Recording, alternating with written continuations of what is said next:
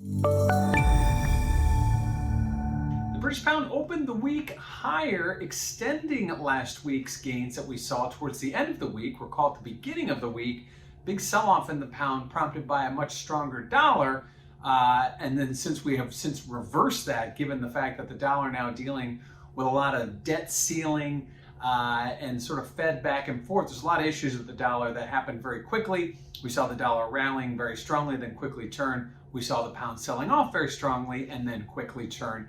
At this point, key levels to keep an eye on the pound right now, 137. That's where we sort of started this latest little turnaround back earlier last week. But then if you go a little bit higher to 138, that's the 50% retracement of the June high through last week's low. So a couple of levels to keep in mind if we continue to rally. Right now, the pound holding at about 136. Now, what does this mean for volatility? Well, if you check out that CVOL index over at cmegroup.com, you will notice that volatility on the price declines moves very fast higher. So it's got an inverse relationship, lower pound, especially the speed of the lower pound we saw last week, volatility higher, and vice versa. So when we start to see the pound recover, we see volatility level off and actually start to decline. So at this point today, as the gains continued from late last week, we do see volatility holding steady and moving sideways. Lastly, let's look at positioning. What are the speculators doing?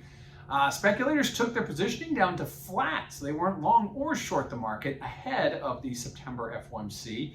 But since then, they've been getting back into their longs ever so slightly. Now, the coverage period it only goes through September 28th, so it'll be interesting to see when we get this Friday's number how they've done since this whole turnaround in the market. So right now, speculators likely to be adding a little more given the directionality of the underlying. So opening up the week, seeing those extensions higher continue, but really it's all about the dollar, this debt ceiling, and the Fed. How will those transcribe as we move forward if there's a resolution, and will the pound be able to extend to that 50% level of the year at 138?